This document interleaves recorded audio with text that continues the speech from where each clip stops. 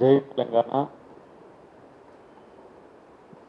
ఈ సమావేశం ఒక ప్రత్యేక సమావేశం. తెలంగాణలో జరుగుతున్న సమావేశాల్లో, తెలంగాణ వేదికగా జరిగిన సమావేశాల్లో ఇది కొంత ప్రత్యేకత ఉంది. దీనికి ఏ సందర్భము అనంటే, మోదీ గారు బీజేపీ టార్గెట్ తెలంగాణ పెట్టుకున్న తర్వాత జరుగుతున్న చర్చల్లో దీనికి కొంత ప్రాముఖ్యత కూడా ఉంటుంది. గౌరవ పెద్దలందరూ కూడా ఇప్పుడు ఆ విషయాలు చెప్పినప్పటికీ కూడా నేను ఒక భిన్న కోణం నుంచి ఈ అంశాన్ని చూస్తున్నా. అసలు ఇప్పుడు ఈ దేశ పాలకులు ఈ భూమి పుత్రులేనా అనేది నా మొదటి ప్రశ్న. అసలు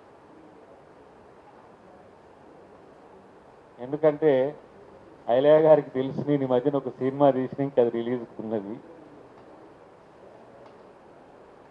ఈ దేశపు భూమిపుత్రుల యొక్క అధికారాన్ని దొరుకుతున్న వాళ్ళు ఈ దేశ సంపదను, ఈ దేశం యొక్క అస్తిత్వాన్నో, ఈ దేశం చిన్న చిన్న ఓట్ చోరీ, నోట్ చోరీ, సీట్ చోరీ, లేదంటే రేపు స్టేట్ చోరీ, దేశ్ చోరీ, ఇవన్నీ చిన్న చిన్నవి. ఈ మైగ్రెంట్ ఐడియాలజీ ఎప్పుడు కూడా ఆ డిఎన్ఏ ఆ ప్రాంతం మీద ప్రేమను చూపించదు. ఇది నా ఫస్ట్ డౌట్. ఇప్పుడు ఈ దేశాన్ని పాలిస్తున్న బీజేపీ ఈ దేశంలో ప్రజలతో ఎన్నుకోబడ్డ ప్రభుత్వంగా ఉండలేదు. ఎవడో ఈ దేశం మీద దాడి చేసి ఈ దేశ ప్రజల్ని పాలిస్తున్నట్టున్నది. అది బ్రిటిష్ వాళ్ళ లెక్క ఉన్నది, అది సుల్తాన్ల లెక్క ఉన్నది, అది మొఘలాయిల లెక్క ఉన్నది. ఇన్వేడర్స్ ఎప్పుడు కూడా వాళ్ళకు కావాల్సింది ఆ దేశానికి వచ్చి దాడి చేసిన తర్వాత అక్కడ సంపద మాత్రమే. ఆ దేశ ప్రజల యొక్క సంక్షేమం, అభివృద్ధి, లేదంటే సర్వతోముఖ అభివృద్ధి అనే చర్చ ఉంటుంది. అయోధ్య రామాలయం అనేది ఈ దేశ సబ్బండ వర్ణాలకు కూడా పుణ్యక్షేత్రమే. వాస్తవం. మధ్యన క్రిస్టియానిటీ వచ్చినప్పుడు కొంతమంది దళితులు క్రిస్టియానిటీకి మళ్ళొచ్చు. అంతకంటే ముస్లింలు ఈ దేశంలో వచ్చి పాలిస్తున్నప్పుడు వాళ్ళకు భయపడి కొంతమంది ముస్లింలుగా మారొచ్చు. అంతకుముందు కొంతమంది పార్షియల్గా మారొచ్చు. కానీ ఈ దేశ సనాతన ధర్మ, పురాతన ధర్మ ఈ దేశ భూమిపుత్రులదే, ఈ దేశ మూలవాసులదే, ఈ దేశ ఆదివాసులదే.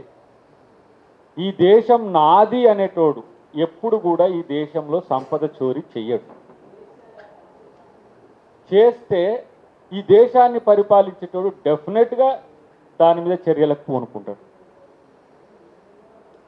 మనోడు మన్ కీ బాత్ అని చెప్పి ప్రతీ నెల మాట్లాడుతూ, మన్ కీ బాత్ పక్కన పెడితే రోజుకో బాత్ మాట్లాడే మోడీ దీని మీద మాట్లాడట్లేడంటే అయోధ్య రాముని కంటే ఈ దేశంలో బీజేపీకి కానీ ఆర్ఎస్ఎస్కి కానీ ఇంకా ప్రాముఖ్యత ఉన్నది ఏంటి? ఇలా విచిత్రం ఏంటంటే బీజేపీని వ్యతిరేకించే వాళ్ళందరం కూడా అయోధ్య రామాలయ చోరీలో జరిగిన అంశం మీద ప్రధానమంత్రి మాట్లాడాలని అంటున్నాం. ఇలా సమాజ్వాదీ మా సింహాద్రి గారు ఈ సమావేశం పెట్టిందంటే ఏంటి? లోకల్ స్టేటస్, అది సమాజ్వాదీ పాలిస్తున్న గతంలో పాలించిన ప్రాంతం యొక్క. నేనేమంటుందంటే దీని మీద మాట్లాడట్లేరు, మనం ఎందుకు మాట్లాడాల్సిన అవసరం వస్తుంది అని అంటే, ప్రతి చోరీ మీద మాట్లాడేది మనమే కాబట్టి.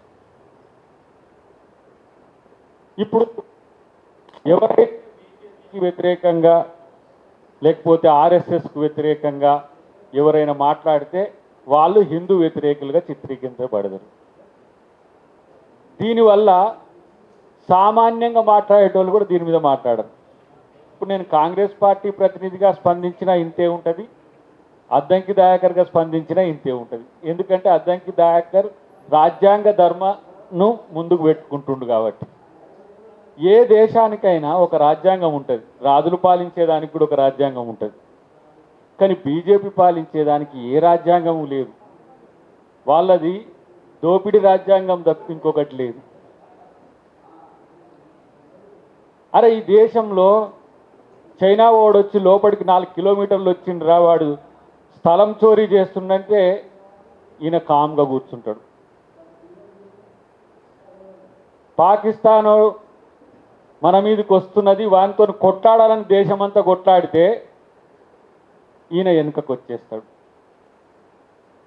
పాకిస్తాన్ రాజకీయాల కోసం కావాలి, తెలంగాణలో పుట్టిన వాళ్ళను పాకిస్తాన్ వాళ్ళుగా మార్చడానికి కూడా వాళ్ళకి శక్తి ఉంటుంది. పాకిస్తాన్ ఒకటి వాళ్లకు ఒక ఊత పదం. ఏంటి పాకిస్తాన్ శత్రువుగా, ఏది గతంలో హిట్లర్ గాక పోలాండ్ను బూచిగా చూపి ఏ విధంగా జాతిని ఐక్యం చేయడానికో సెంటిమెంట్ రగిల్చడానికో చేసినట్టుగా పాకిస్తాన్ మన మీదకి వస్తుందని చెప్పి కొన్ని రోజులు నేను అంటున్నా, ఫక్త్ హిందూగానే మాట్లాడతా. నేను ఒక మాట మాట్లాడుతా, అయోధ్య రామునికే రక్షణ లేకపోతే ఈ దేశానికి రక్షణ ఎవరు కల్పిస్తారు? అది మహోత్కృష్టమైనది కదా, పరమ పవిత్రమైనది కదా. సగటు హిందువులకు కానీ, సగటు సనాతన ధర్మాన్ని ఆచరించే వాళ్ళకు కానీ వందల సంవత్సరాలు కొట్లాడి సాధించుకున్న ప్రాంతంలో కట్టుకున్న గుడిలో చోరీ జరిగితే మరి ఎందుకు మోదీ గారు మాట్లాడట్లేదు? ఇది ఇప్పుడు ఈ దేశం ముందున్న ప్రశ్న. ఇందుకోసము ప్రజాస్వామికవాదులందరూ కూడా ఈరోజు ఇక్కడ ఈ రాష్ట్రంలో, ప్రతి రాష్ట్రంలో, కొన్ని రాష్ట్రాల్లో మాట్లాడే స్వేచ్ఛ లేదనుకోండి, మాట్లాడే దగ్గరంతా కూడా మాట్లాడుతున్నప్పటికి కూడా ఈ దేశ రాజ్యాంగానికే ప్రమాదం వస్తున్నదనుకుంటున్న వేళ బీజేపీ చేస్తున్న ప్రతి చర్య ఈరోజు ప్రజల్ని కన్ఫ్యూజ్ చేస్తున్నది. ఒకప్పుడు దేశ విభజన అప్పుడు ఎంతోమంది అభద్రతతో ప్రాణాలు కోల్పోయిన వాళ్ళు ఉన్నారు, ప్రాంతాలు విడిచిపోయిన వాళ్ళు ఉన్నారు, ఎన్నో రకాల నష్టాలైన వాళ్ళు ఉన్నారు. వాస్తవానికి అప్పుడు అది అవసరం లేని తెచ్చింది.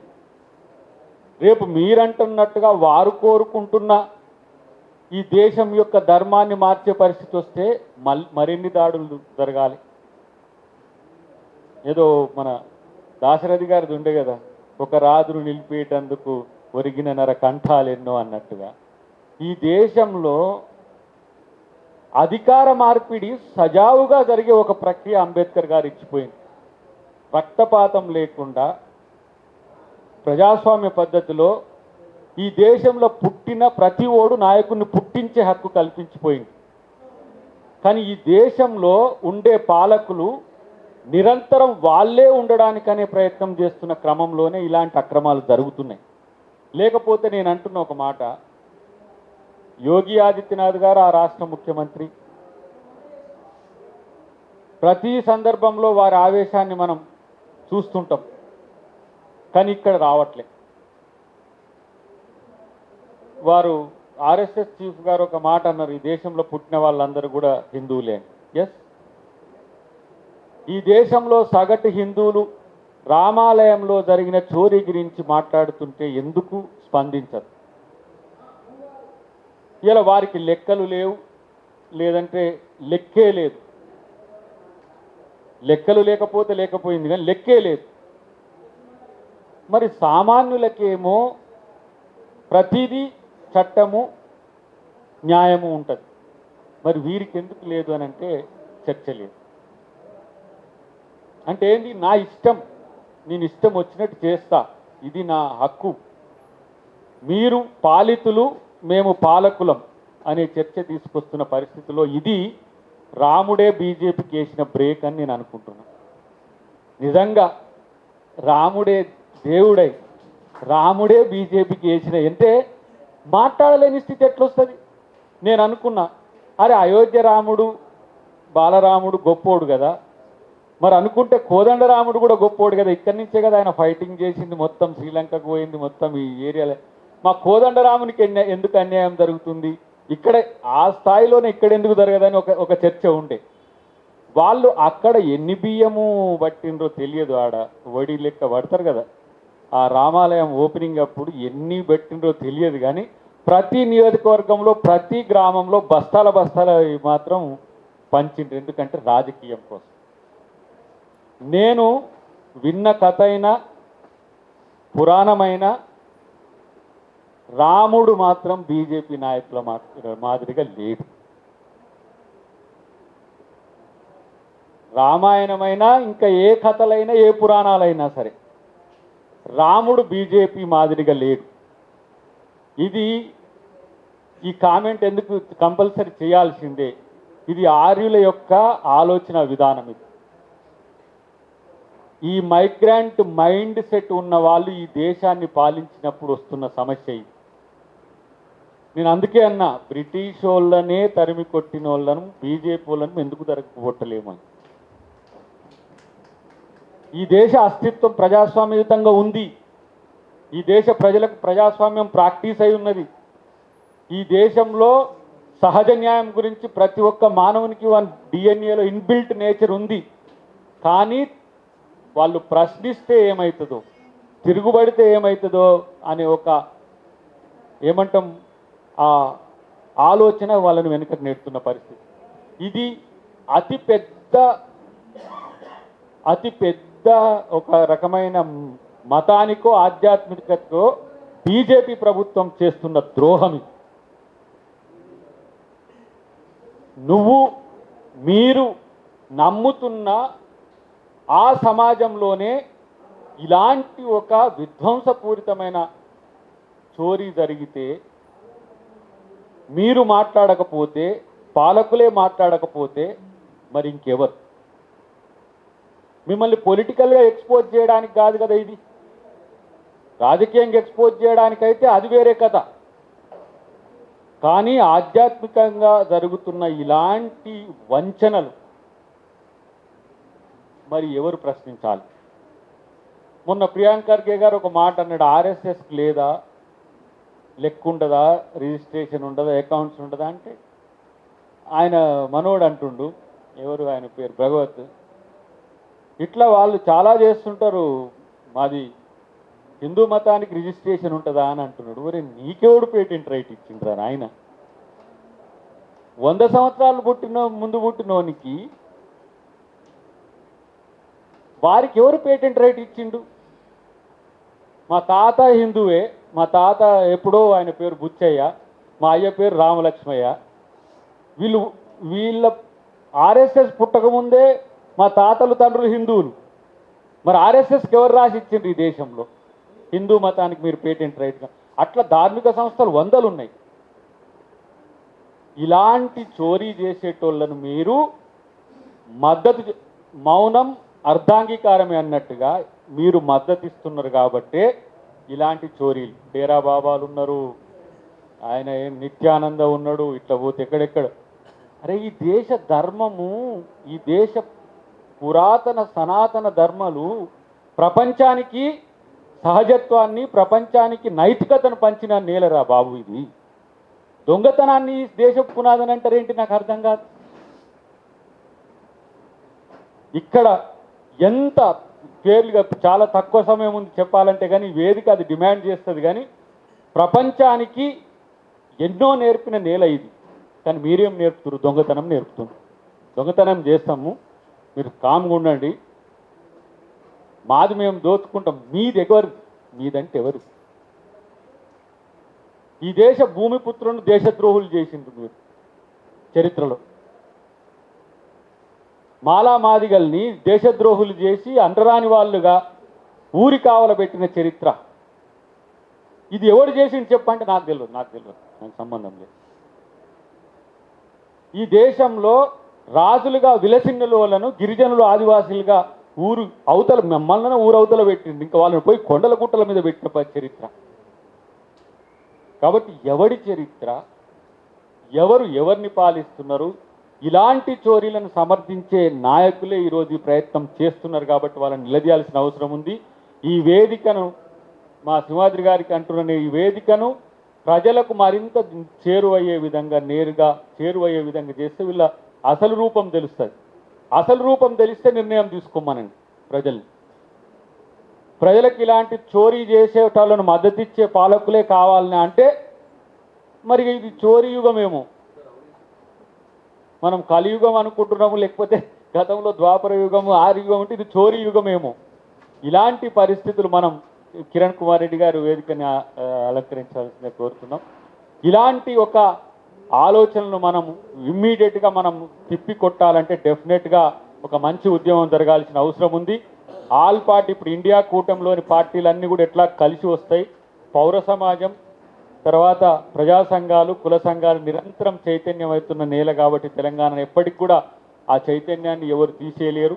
కానీ ఇక్కడ వాళ్ళు టార్గెట్ పెట్టిన క్రమంలోనే మనం ఈ చర్చ చేస్తున్నాం. రాజకీయ ప్రాధాన్యత ఉన్నా కూడా ప్రతి ఒక్కరిని కూడా దీంట్లో భాగస్వామ్యం చేయండి. తెలంగాణ హైదరాబాద్ గడ్డ మీదకి వెళ్ళే వీళ్ళ యొక్క దొంగతనం దేశంకంతా కూడా తెలిసినట్టుగా మనం ప్రయత్నం చేద్దాం. ఎందుకంటే 17 రాష్ట్రాలు వాళ్ళే బీజేపీ పాలిత ప్రాంతాలు మాట్లాడవు. తర్వాత వాళ్ళ అనుంగులు ఉన్నారు, ఎన్డీఏ కూటమి వాళ్ళు వాళ్ళు ఒక 5 స్టేట్లలో ఉన్నారు.